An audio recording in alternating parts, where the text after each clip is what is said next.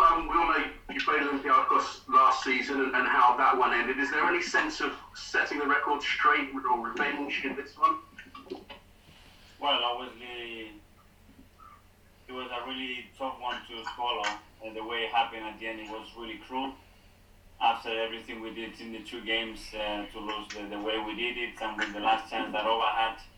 But we moved on. Obviously, we have some feeling towards that team, and we want to put it right next round, obviously. Are you a stronger team, a more resilient team than you were last year? I think we had a better team than last year. And looking back at the 2 games that we played and the way we are playing now, I think we've come a long way. They have some different players as well, but very similar structure to last year. They've been doing really well. They played in the Champions League. They get knocked off the Champions League. They play against City, 2 really good games as well. So it will be a really tough opponent. People will be looking at this one, but also looking ahead to the weekend as well. Did you pick your side? Do you think at all in terms of with one eye on the North London derby? Well, we have a massive week with the next 4 games that we have in a short period.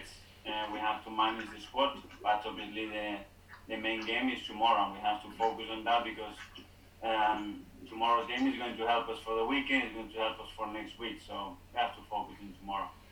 And in terms of where you sit in the league at the moment, is success in the Europa League your best route or most reliable route, do you think, of getting back into European football next season? There is a lot to do in both competitions. We've come very far to achieve anything direct. The Europa League, with the amount of games that you have to win, the same in the Premier League. The points that we lost in the 3 away games against Wolves, Aston Villa and Burnley sums up a little bit our season. We should have got much more from those games and we would have been in a different position. But our reality is that at the end we don't find the way to win. And we have to learn how to win and be consistent winning every 3 days when you produce those performances. And it's the biggest margin that we have to improve. Just finally from me, just in terms of the nature of the goal you conceded the other day, do you still encourage your team to still play exactly the same way out of the back? Obviously not with the same, looking at the same results, but you'll continue to ask them to play up in the back of the way that they have been? I will always do, as far as we all the time follow our principles and the rules that we have, the way we play, the way we discriminate when to play, when not to play, the type of role that we have to play, with the right distances, with the right foot. If not, we don't play. Without the right structure, you don't play. It's too risky. It's what you gain and the risks that are there. And the rewards have to be much bigger than the risk. And when it's not, you don't have to play. If there are no play zone, you don't play. Thanks a lot, Mikel. All the best. How you feel about facing Olympiacos? I mean, it's a year on since you played them. It's a year on since you got coronavirus after playing them. I'm not saying that it's necessarily directed, but I mean, a lot's happened and a lot happened around that game. So how do you actually, mentally feel facing Olympiacos again? Well, obviously, we have the 2 games to look at and everything that happened in those 2 games, the disappointment that we had to digest, and it took some time to do that because it was a hard one, and we had a lot of faith and enthusiasm in the competition, and we were knocked off. And now we have another opportunity. It's the beauty of this game. It's a completely different context, but the reality is the same, that we have to beat them twice to go through in the competition, and we have to be better than them. You were big favourites last year to win this tie, and didn't. And again, I would say you're big favourites to win the tie this time round. Well, but that's what is linked to our football club. But it's true that we don't have to underestimate who they are, where they are coming from. They're coming from playing in Champions League. It's a team that is used to playing all those competitions, and they beat us last year. It doesn't matter the manner, but they beat us last year. So we have to be better than last year to beat them now. And just a couple more. First of all, the Europa League, as you've previously been asked, it looks like this is the only route back into European football for Arsenal next season. How much of a, I'm not going to use the word disaster, but how much of a real blow for the club in terms of football and financial would it be if you didn't get back into Europe next season? I don't want to think that way at all. I am always very positive. I think there is still a lot to play for. And what we need is we need to put 4 or 5 wins in a row. If we are able to do that, the things are going to look very different in 2 or 3 weeks' time. If we don't, obviously, we don't have a chance, because when we have had the opportunity to do that, we haven't done it consistently enough. So it's completely down to us. But I want to think that there is still a lot to play for, and we have to be with that mindset, because if not, it's completely impossible to achieve anything. My final one, Sean Dyche wasn't very happy with Alexander Lacazette screaming when he went down under a challenge at Burnley on Saturday. I don't know how badly hurt he was, but in general, and you played with some pretty hard footballers, would you encourage your players maybe not to scream out quite so much? Because when we can all hear it now without a crowd, it can sound a little embarrassing. I don't comment on what the other players do. I comment in what our players do and focus on us, the same as I don't comment how other managers or other players or how they use their strengths to weaken opponents. I don't talk about it. All right, good luck anyway, Mikel. Thank you. Just wonder if you got an update on Emile Smith Rowe, please. Yes, he's close to returning. He's going to have a full session today to see if he can be involved in tomorrow's game. So after training, we will know exactly where we are with him.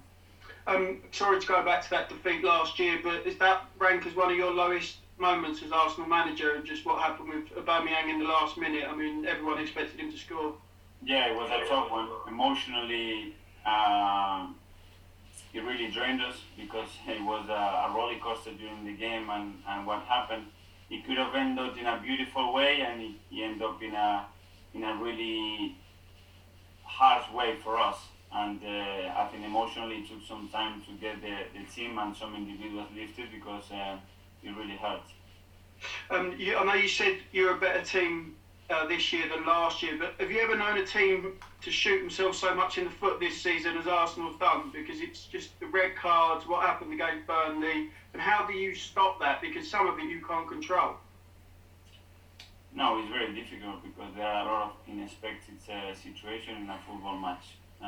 But then emotionally we have to be much more calm, much more secure, and we have to manage the games much better in certain situations. And that comes with maturity, that comes from learning. So every time you do that, hopefully the next one you learn and it doesn't happen again to the same player. But then sometimes it happens to a different one.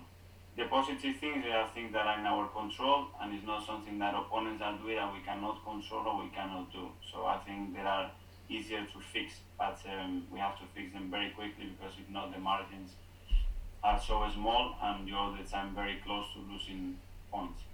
And just the last one from me, are you looking forward to seeing Sokratis tomorrow, but also are you worried that he's got the secrets to how you play, and that's quite dangerous? To see Papa, he's such a good character, a very popular player here, liked and loved by everybody. It was a pleasure to work with him, such a pro, and yeah, he knows what we try to do, but it's not a magic formula, and I'm sure he will try to do his best, and we will do the same.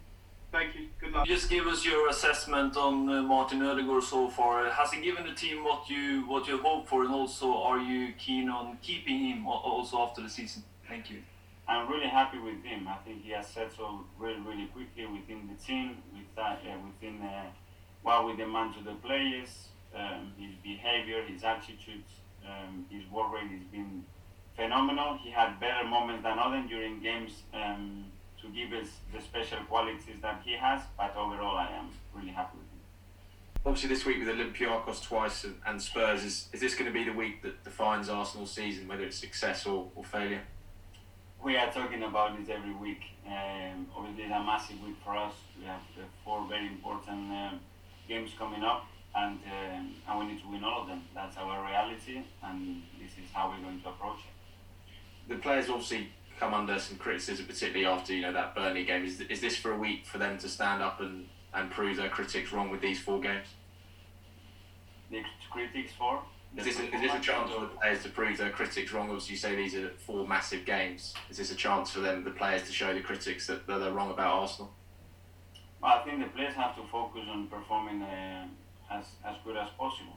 and try to do their best on the pitch. And that criticism, where it's coming from, with which intention, is something that they must not pay attention to, because they cannot control. The better they do individually, the better we do collectively, things are going to work better. And that's the responsibility that they have all the time they jump on that pitch.